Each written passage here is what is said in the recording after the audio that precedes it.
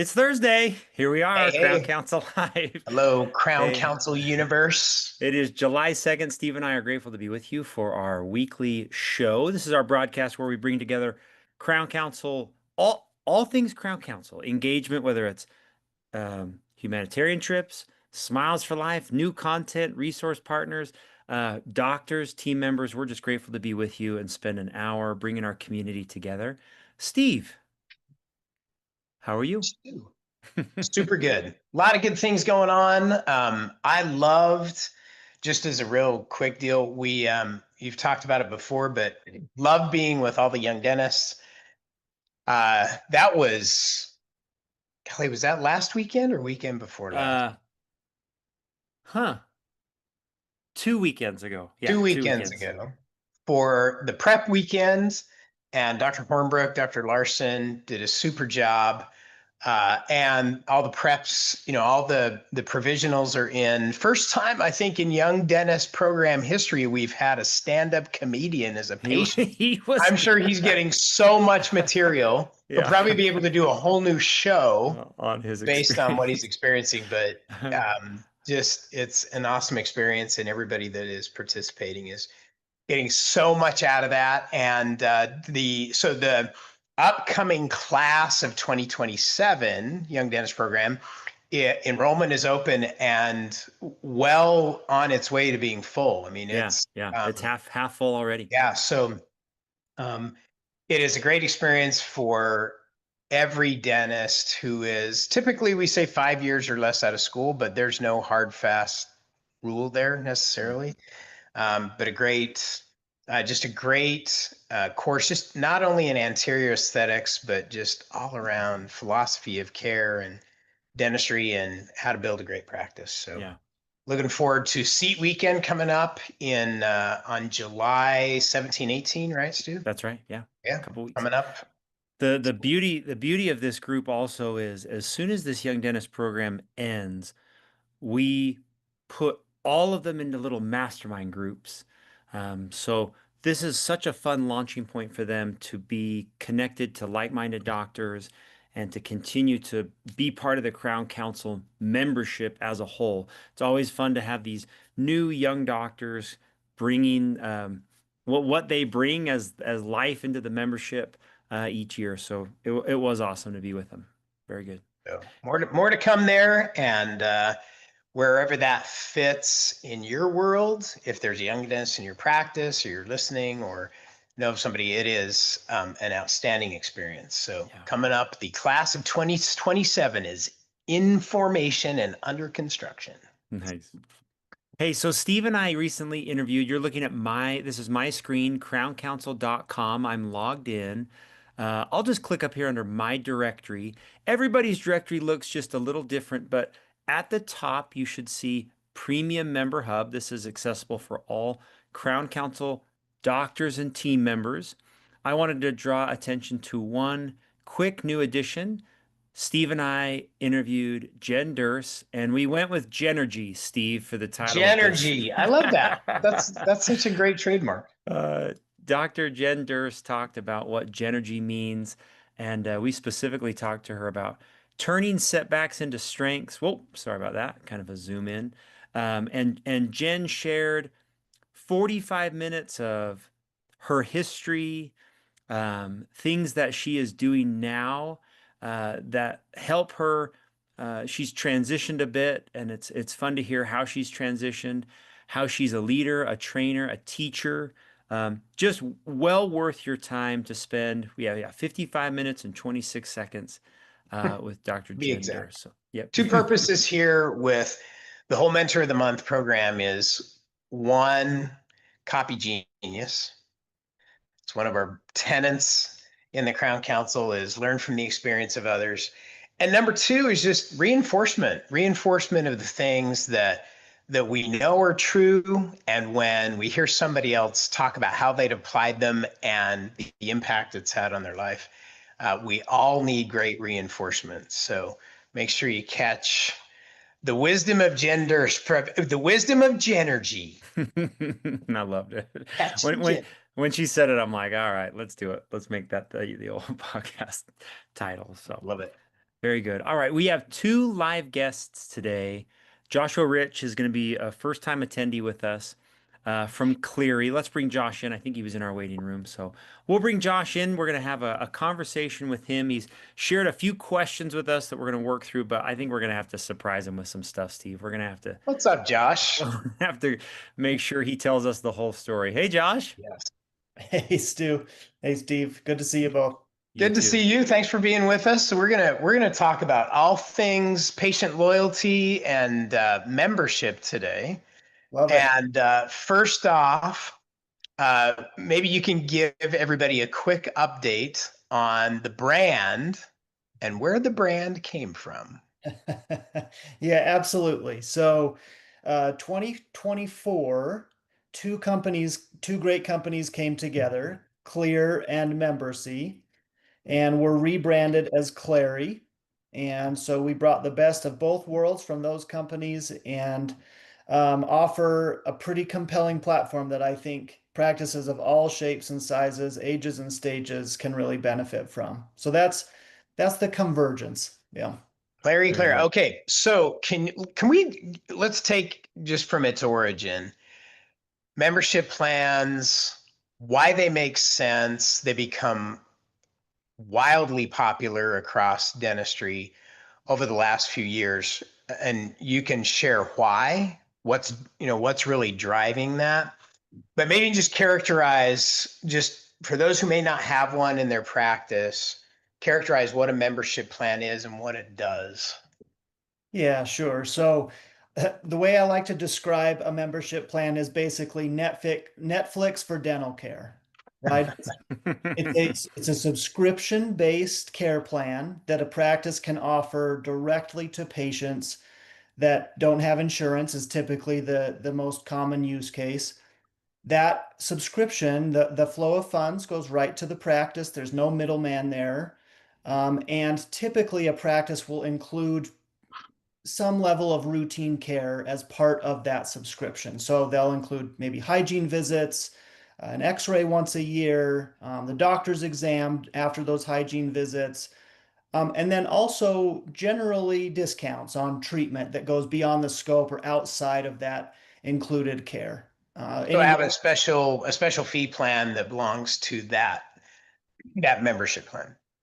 that's right. Yep. And what do you find practices typically do? Because you can set your own fee schedule, right? Yep. And so just as a general, what do you find most practices do compared to UCR? What kind of a fee schedule do they put within their plan? Yeah, well, and kind of depends on if they're in growth mode, if they're in maintain mode, depending on what they're wanting to accomplish. But what we typically see are practices that include a pediatric plan, so a child plan that's, some amount less than the adult plan would be.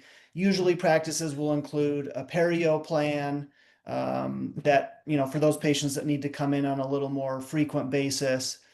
But we've seen practices get really creative around plans that include more or less just to give patients more options. But we generally see plans priced between, I would say, $15 and maybe $45 a month, depending on what's included. Yeah. Okay. Josh, And then I'm you can structure it however you want in terms of what's included, what the fee schedule is. So it's up to the practice to create. Entirely up to the practice. Yep. That's one thing that's great about it is the practice gets to decide. They're not being told what it's going to cost. Yeah. Josh, my Crown Council practice that I go to, I am on a membership plan. It's very good, very compelling. I've been on it the last couple of years. But the one thing I always wonder is why don't doctors just DIY this thing and just do it on their own? Why do they? I mean, it seems simple enough for a doctor to be like, I'm going to create this membership plan and just figure it out on my own. Can you talk about that for a minute? Yeah, of course. And a lot of practices do that. That those are usually the practices that come to us. They've gotten a little over their skis with it. I would say the two most compelling reasons are number one, compliance. So depending on the state that you're in, it either has regulation around a membership plan that needs to be followed closely. And in some states, quite a few actually, a specific license is required to be able to offer a membership plan. So practices will come to Clary for that reason alone, because they want to stay compliant. And depending on the state, that can be very, very important. The other, Hey, oh, go yeah, ahead. No, no, no. I was going to say the three of us grew up skiing. I really like the word picture of being over your skis. I bet some people from the South have no idea what that means. that's probably true. Yeah. When you're in that situation, you know it real You quick. know you're in trouble. It Yeah. would be equivalent to driving out of control. And you know it's happening when it starts to happen. Uh-huh. Nothing you can do about it. Yeah. Nothing you. Very good. Sorry, that was a slight derailment there, but good word picture, Josh. Thanks. Yeah. All right, so Josh, I'm gonna take this to the practice expansion part. What have you seen in the spirit of sharing the best of what's working? The practices that perform the best at using a membership plan to grow the practice outside the practice. So short of, we'll talk about existing patients in just a minute who lose their insurance and just keeping it inside the practice, but what have you seen work from practices that have used this to grow their patient base? Yeah, there are a couple thoughts there. And the first one is pretty obvious. A lot of practices will offer a first time patient special or a first visit special. The practices that make that part of the membership plan itself. So it's kind of one motion from coming in to take advantage of a special that just rolls that patient right into the membership plan. See a lot more success because they're attracting net new patients, but they're keeping those patients. It's about retention. It's about helping those patients make sure they come back in 6 months instead of just taking advantage of that one time special and then going somewhere else, and certainly not coming back to that practice. So I think that's important. You don't want to just put a promotion out there without some strategy to keep them. And the membership plan can be that strategy. The other is positioning the membership plan as an employer benefit. Not a lot of practices today do that. And there are, just take within like a 15-mile radius of the practice, there are probably quite a few small businesses who don't offer dental coverage to their employees today. And going to those small businesses and offering the membership plan as a solution, the employer doesn't have to cover all of it or even any of it, but can still provide that to their employees. And in one relationship, the practice might see 25, 50, maybe 100 new patients just by positioning it as an employer plan. So that's a really untapped opportunity that a lot of practices don't think about. So you got to be proactive, get out in the community, get to know, be a presence in your community and know what's out there and reach out to them and Yeah, and well, do some proactive. if we're talking about growing the practice, proactive is the name of the game. Yeah, for Mm. sure. Very good. Okay, so internally, so those are two great ideas. Attach it to an offer, go out, approach employers. Internally, what are the best habits, best practices of the practices who really leverage it to perhaps save patient relationships that otherwise might go otherwise? What are the best practices? Yeah, the what we see are practices who succeed the most are those that introduce the membership plan to all their patients, whether they have insurance or not. And the practices that succeed that do that know that a patient that's insured today may not be insured tomorrow.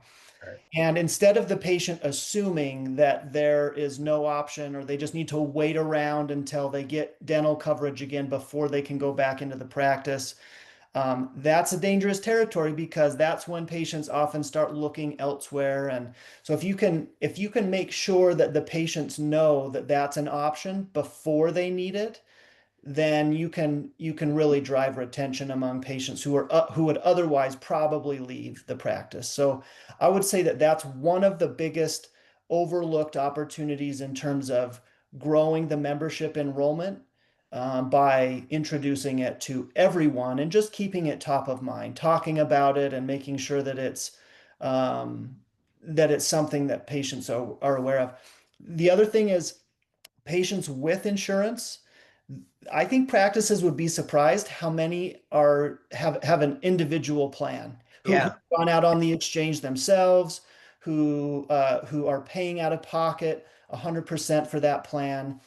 And those individual plans are not typically great products, right? Or they may have insurance through their employer, but their employer's not Doesn't paying cover anything any of for it. it. It's like, here's That's right. dental if you want it, but you're paying 100%. Yep, that's right. And typically what we see is the patient is going to spend less on the membership plan and get more from it, Yeah. compared to those types of plans. So those are two areas where I would look.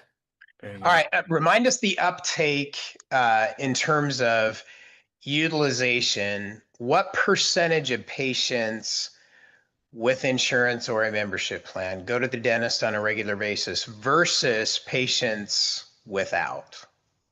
I'm putting you on the spot, Josh. Here's your quiz. I'm going to check in your All right. statistical trivia here. Sounds good. I thought we were summertime. I thought school was out, but compared to cash pay patients, what we see is a membership plan patient is going to come into the office 76% more often. You sure about that? Wow. I'm They're giving you a 76%. You sure that's the right number, Josh? 76%. Yeah.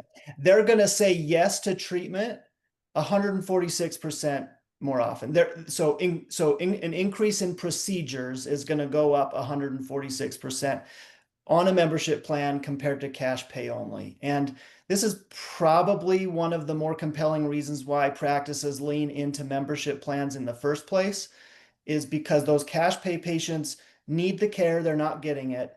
But from an economic standpoint, it just is a lot healthier of a relationship for the practice. They can better serve those patients, and the patients are getting the care that they need. So, quick tip for those that have Cleary in your practice or you have a membership plan. And Josh, you correct me if I'm wrong, but here's how we would recommend presenting financial arrangements to a patient who has a membership plan. So we recommend, the whole TOPS coaching team recommends you present full fee. So I would say, Josh, your investment for the work that Dr. Anderson has recommended today is $1,500.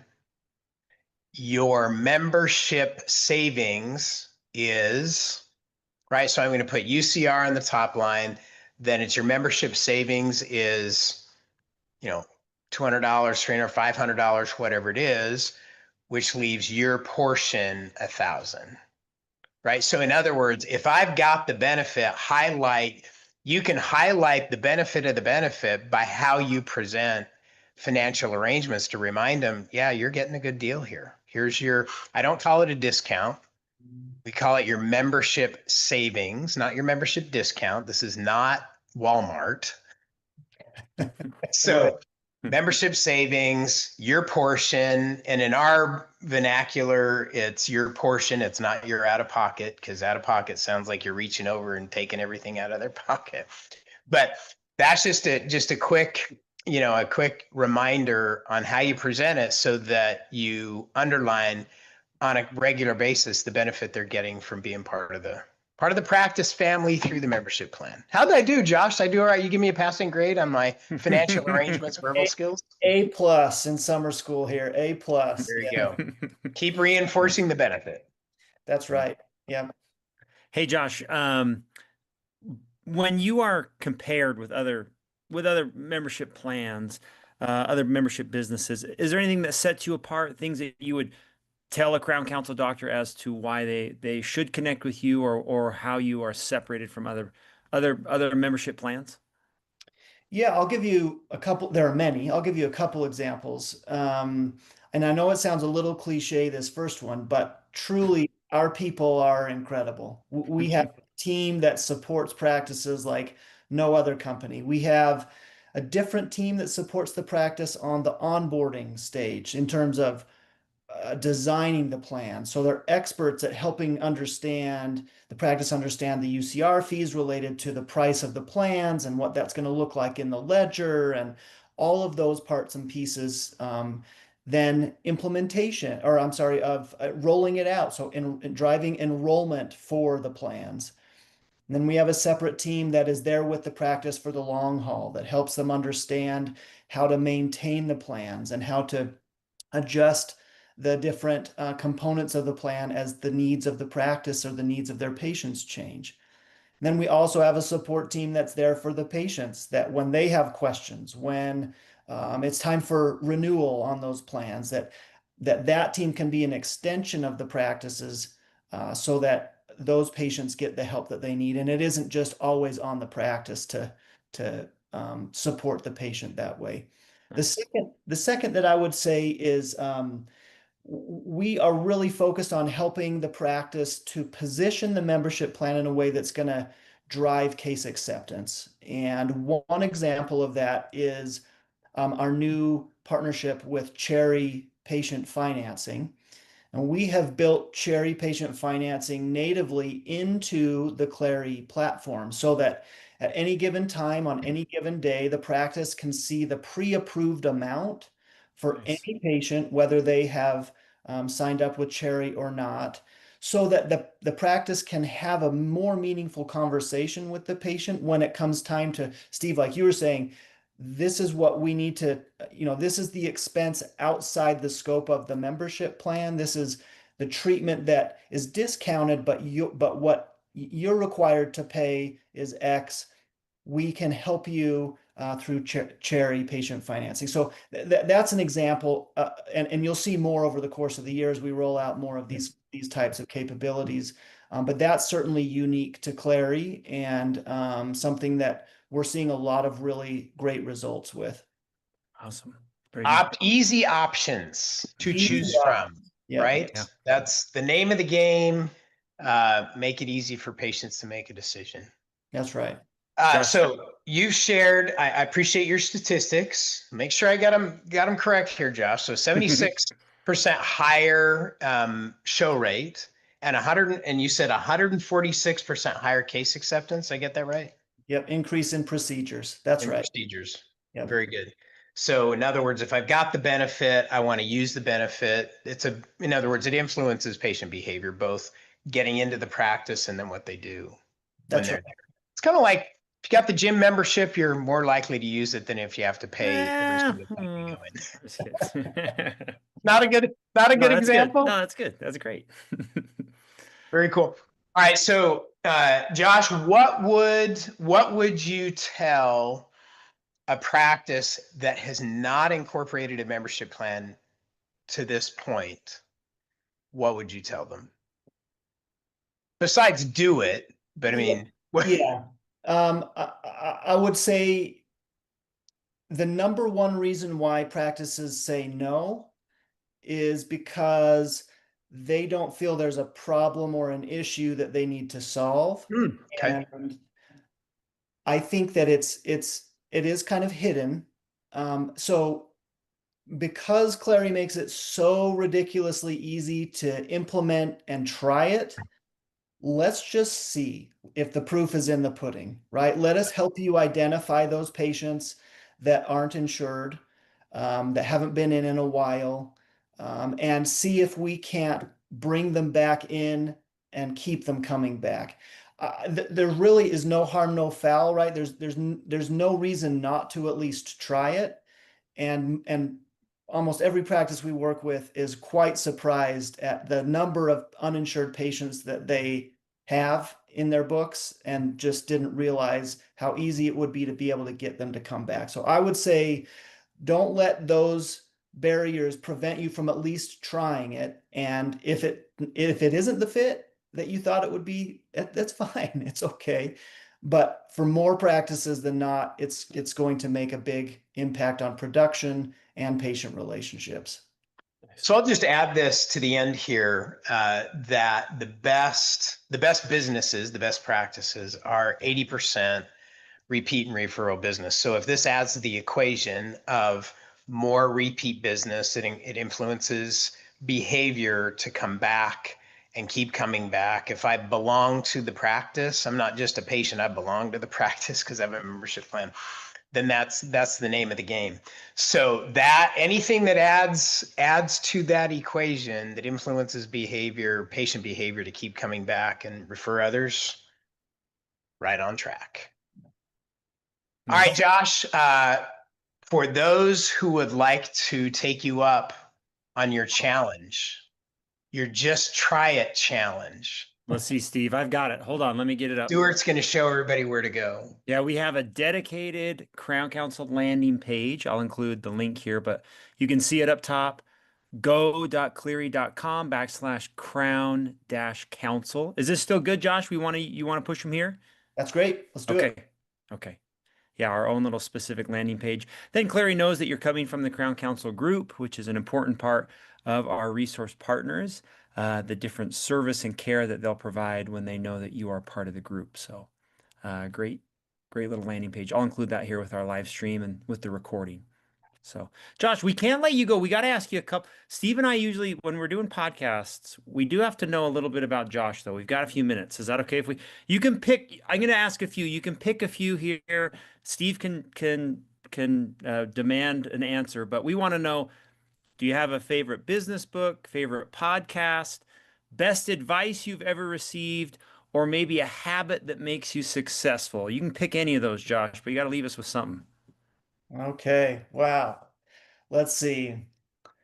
I would say that in such a hyper competitive world that we live in today, that surrounding yourself with the right people really, really matters. And I think in dentistry, especially, I think that it's a profession that is very supportive of one another, and there are those people out there who want to see you succeed. Even your competitors. I think Crown Council is a great example of bringing competitors together to have experiences and grow with one another. But I've seen in my life that surrounding myself with people that are going to be honest with where I'm at, not sugarcoat things, but who genuinely want to see me succeed has made a tremendous difference. I think that transcends business. I think that that's important across lots of different aspects of your life. But I think for dentists who are looking to make an impact on their patients' lives, who are looking to make an impact on their family's life, bringing in the right people, mentors, employees, partners, whatever that looks like, is so, so important. So that I would say that that's been probably the most impactful thing in my professional and personal life. Nice. All right, I'm gonna add on to that, Josh. So this is my favorite job interview question. One of my favorite job interview questions. Title of the last nonfiction book you read? Nonfiction. Okay. So business book, self-improvement. Yeah. Or- So let's see. The last one I read was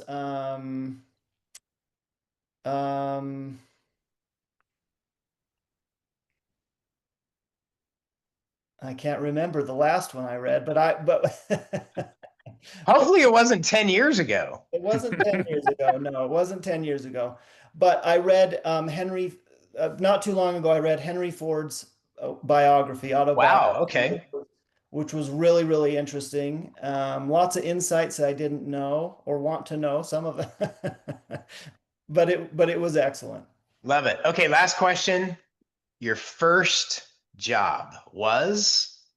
It was at Tiago's, Which is? a smoothie bar when I was a Nice. sophomore in high school. Sophomore in high school. I love it. So 16-ish, right? Yeah, Working at the smoothie bar. that's Love right. it. Cool. Fantastic. Josh, thanks for sharing with us. Thanks, Thanks for Josh. the update on all things membership plans. Appreciate your insights. Thanks for having me. Great to be with you Yeah. guys. Thanks, Josh. See ya. Bye. All right, with Josh, I'll include that link. That's the best way to connect with him. Josh is, we've never connected with Josh, but Cleary, the group in general has been to 2 or 3 different annual events, and we actually have a couple Crown Council resource partners who are in the membership space. So a lot of options here for the message we are trying to say to Crown Council offices to help the patients have a better experience and say yes more to treatment.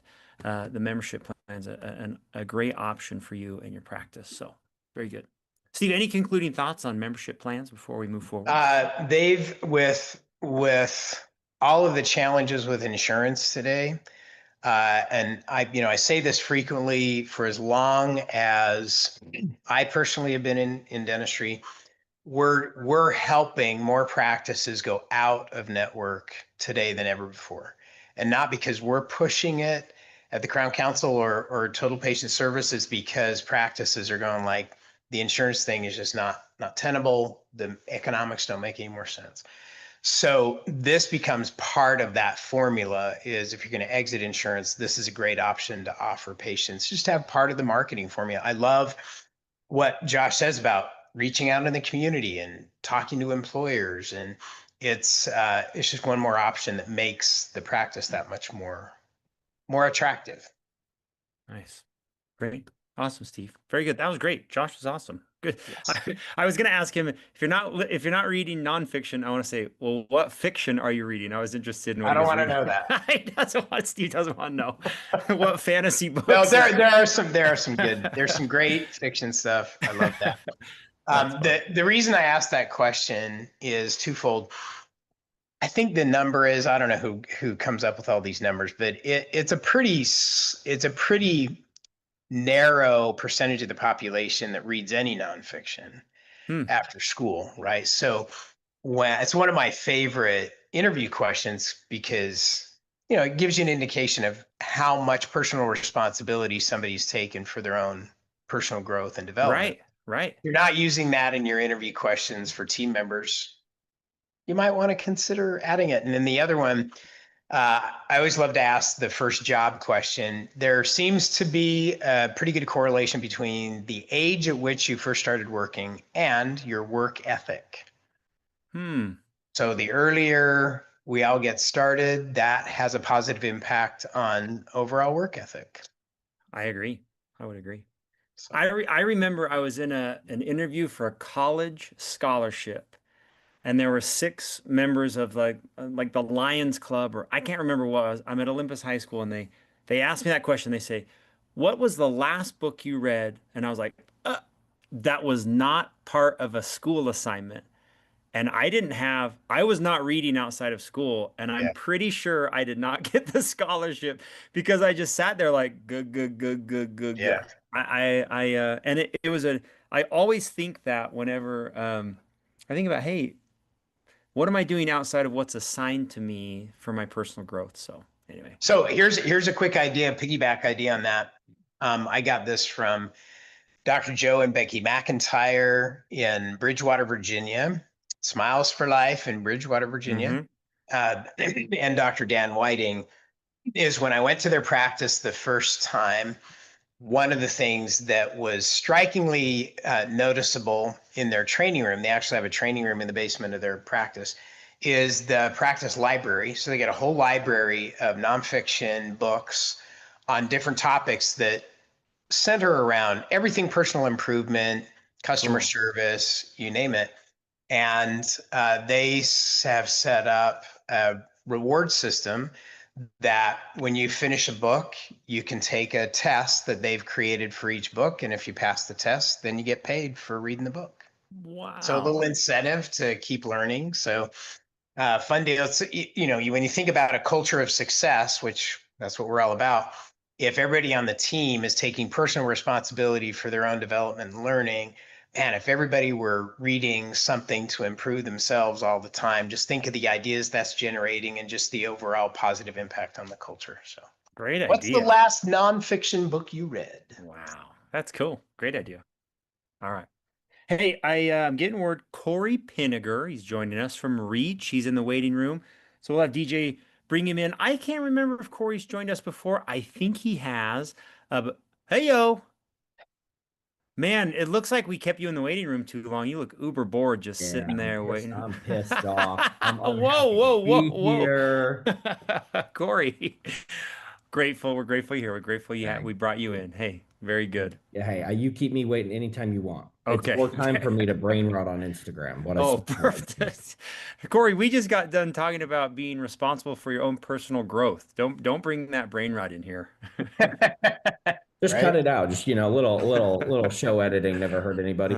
Hey, Steve, we so got Corey, I'm going to jump right into it here. A lot of chatter every day about AI and where it's going and what it's doing.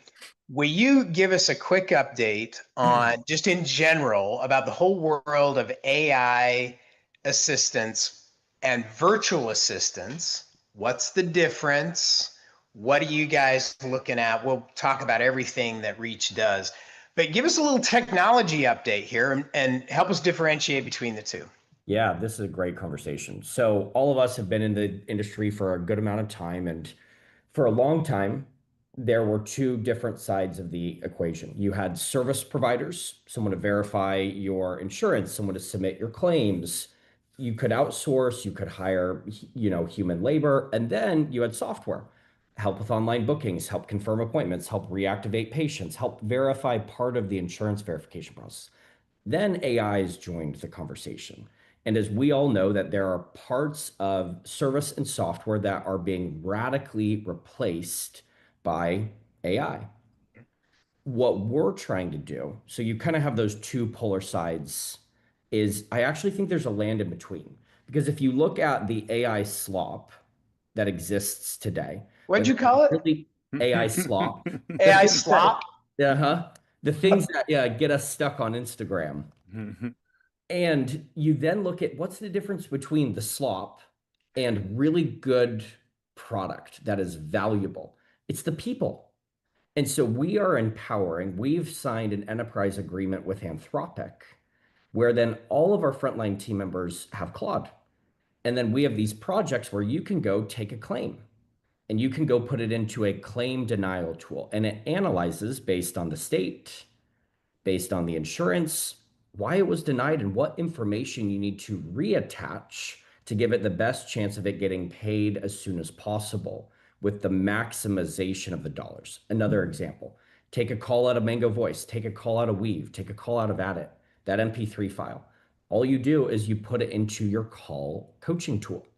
It recognizes, was it an inbound call? Was it an outbound call? A new patient, unscheduled treatment, and comes back and says, here's how you could convert better. Here's how you could have built a better relationship.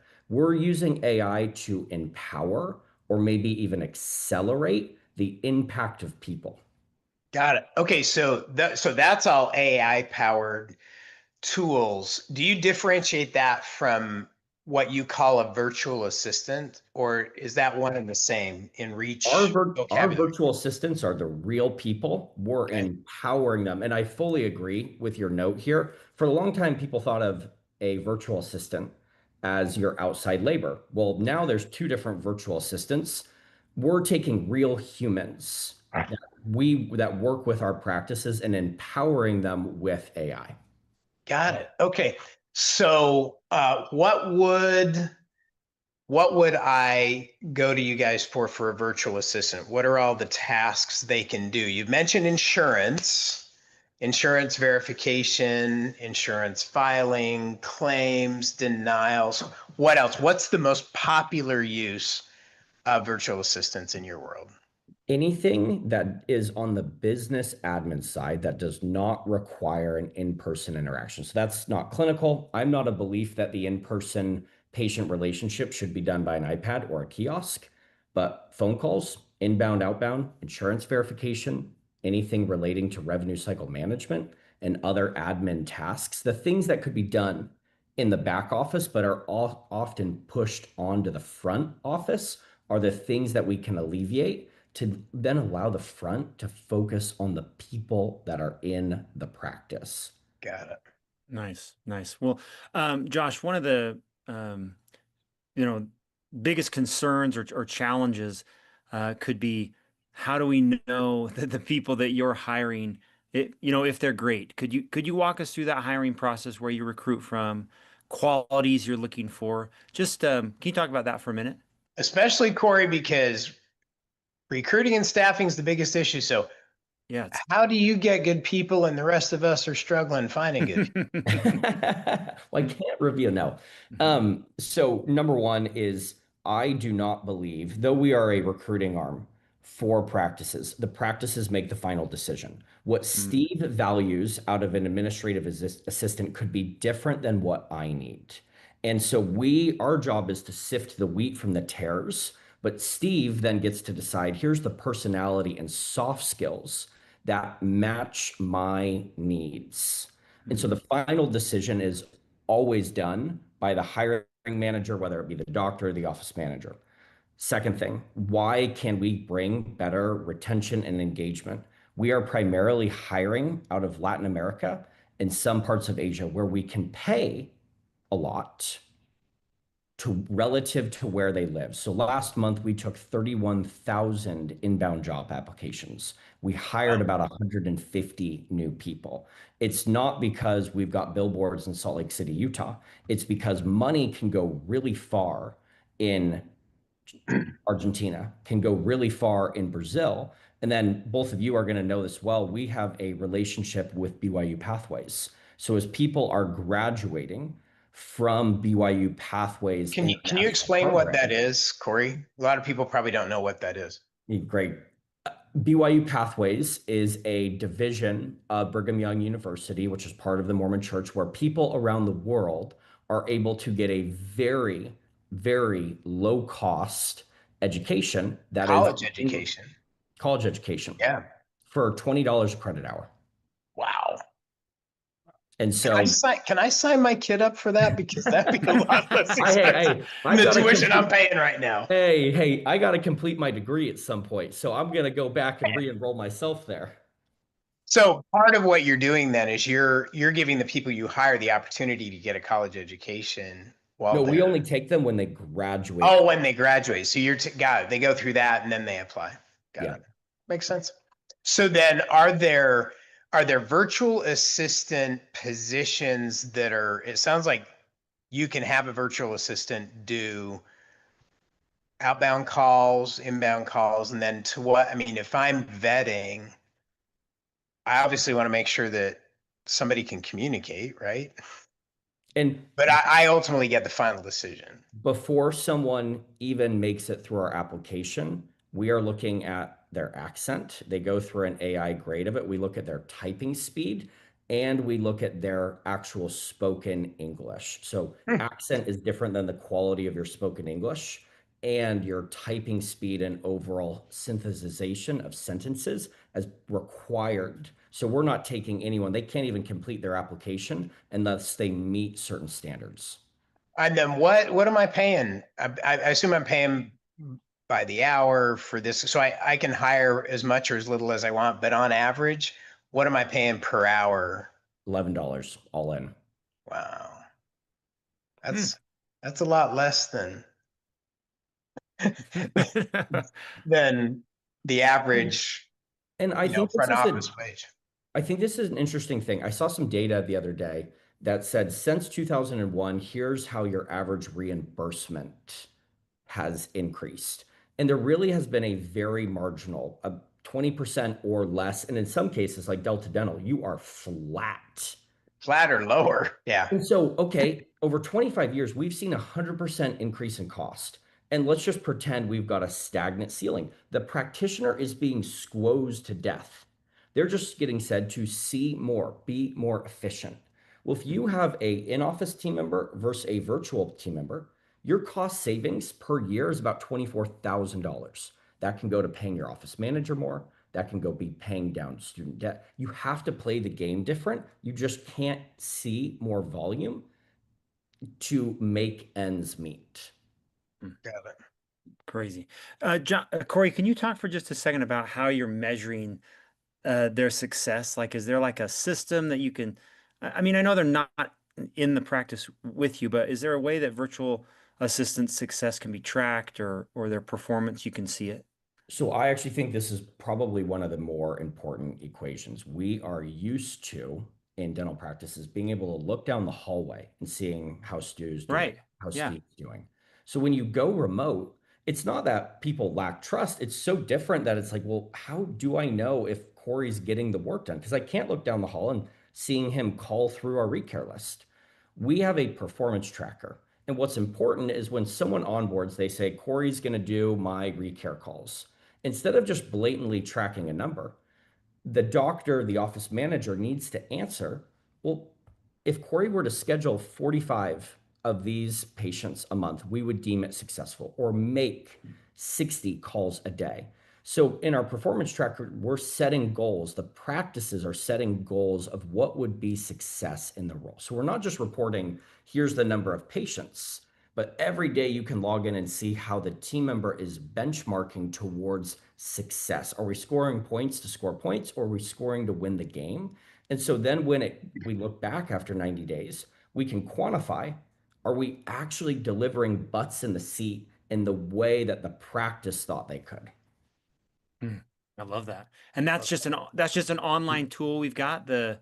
When someone's onboarding with us, Yeah. and they go in there and say, these are the type of tasks that I'm wanting them to do, they're then Performance saying, tracker. okay, based on these tasks, what is success? You don't even interview until you can answer these basic questions, because we should be hiring around success. Love that. Cool. All right, so Corey, I'm going to step outside the product offering, and I'm gonna tap you for some genius, some success tips. He's Everybody ready. watching has to manage people. Okay, and so a typical dental practice can have anywhere from 6 to 60 people, depending on how many people are in the location. You guys are managing hundreds.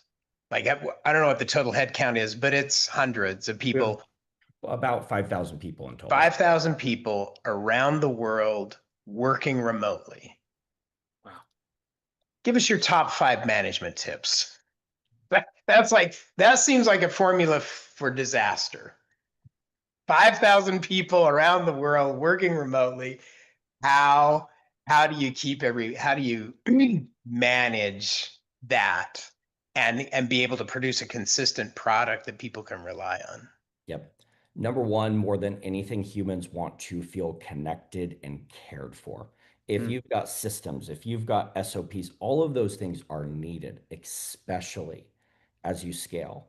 But if you don't start with people feeling connected in a community, none of everything else. And so as a leader, I have hard conversations every single day, but it comes from a place of I'm here to work with you to grow personally, professionally, and financially. And if I don't believe that, and we don't bleed that as leaders of our organization, nothing else that we talk about does anything. Second thing is kind is clear and clear is kind. And we think caring for people is often being nice. I come from parents, love them deeply, where we never had hard conversations in my home growing up. It would just get swept under the rug, and we had, some mothballs underneath the rug. And it was out of good intent, but I realized in my first 5 years of owning my business that I couldn't sweep the issues underneath the rug. The business was failing. Because of it, I thought I could just work around the bumps in the rug, and then eventually realized that the best thing I could do to show my people, our people that we care, is to have the hard conversations about how do we grow and do this together. And when issues happen, we talk about it same day, because we start with the basis that we care about them. If people aren't given the opportunity to grow and the communication on where and how they can grow, how are they ever going to do it? But I always thought that hard conversations was about taking people apart, when it's really about building people up. And those two things, then power packing it with systems and structure and clarity, turbocharges everything. But those two basic changes for me turbocharged all of the layers of good management and leadership on top of it. Love that. Nice. Great advice. Cool. All right. If you had one place, speaking to the world, if you had one place, Corey, where everyone should be using a virtual assistant, Insurance or the number one place, what would you say? Insurance verifications, because I think it is the mundane killer of a practice. And number two is I think people need additional resources and support on their phones. 32% of all phone calls last year went unanswered during practice open hours. And no one is calling all their unscheduled treatment. No one is calling all of their overdue recare patients. I know you know the Engelmans, and I was good friends with Will. And I remember when I was just getting started, I met with Will up at his place in Sundance, and he pulled up all of the Mortensen Family Dental dashboards. 56% of their patients had not been reached out to that were overdue for a hygiene visit in the last 12 months. Wow. And so people just Big leave opportunity. enormous opportunity on the phones inbound and outbound side. Yeah, even if you took that 56%, and if they got nothing more than a call or a message that said, want to schedule, that alone would produce something a lot better than just letting them sit there with doing nothing at all. Where was that You accent? killed- Where was that accent from, Steve? Where was That's that? from West Texas. Hey, West hey, Texas. we might have to hire him after I realized how good he was on the phones. Want to schedule? Was That's it. That didn't take a lot of training and sophistication to do that. So, all right, Corey, tell us, Stu, you want to show everybody where Yeah, they can find I've Reach? got it. Yeah, so Reach has a Crown Council branded. We have this landing page that Reach has created for us to create a discovery call. This is the best place for all Crown Council members to enter into the Reach system. I've highlighted the URL up here. I'll also share it so it's easy to click on. But this is just your opportunity to schedule a call. Oh, look at this guy. Oh, We know that who guy. put that there? Yeah. So just a little basic information, but all of it pointing towards scheduling a call and taking the opportunity to meet the Reach team. I also navigated to your homepage here. This is a really good landing page for us. And look how many times you've been on the live stream, Corey. We've got you at least twice. So this is our Wow. third time with you. Yeah, I know. I hope I'm famous after this. You are a lot of great views. So that's going to be the best way to connect with Reach. Am I right, Corey? Is that how you want us to That is connect with true. you? Yep. Okay. And you can schedule on either of those there. There's a link where you can schedule a time directly with our team without having to talk to anybody. Great. To wrap up here, Corey, I just want to personally acknowledge your spirit of entrepreneurism to do what you're doing. Yeah. It is not easy to start a business, and the way you've evolved it and developed it over the years, your head count alone speaks volumes for the need that you're filling. So thank you for that, and thanks for your great example. Gentlemen, I appreciate it. Thanks, Corey. Appreciate you, man. Have a great day. All right, Mr. Steve, that is the end of our live stream today. We are out of guests. Grateful to be with everybody. Hope you have a great holiday weekend. Any concluding remarks, Steve? I think just this last closing thought in the context of the weekend that we're going into is to acknowledge the fact, one, and I hope everybody appreciates this every week, and I say this almost every time I speak, is, man, you picked a great profession. Of all of the medical, I mean, dentistry in itself, but just of all the things that are out there to do in medicine, dentistry is the leader. It's the number one healthcare profession in the world, meaning we have more, dentistry sees more people more often for a greater quantity of time than anybody else. And comparatively speaking, dentistry's maintained its independence to be able to charge what you want to charge, practice where you want to practice, and you can build the kind of practice you want to build. So in terms of freedom, there's a lot to be grateful for in this profession. So just that as a reminder, I think a lot to be grateful for. Freedom is not something that we take for granted. One of my favorite sayings is with freedom comes responsibility, and that responsibility is to do something with it and protect it and make sure that it gets retained both in life, in business, in our country.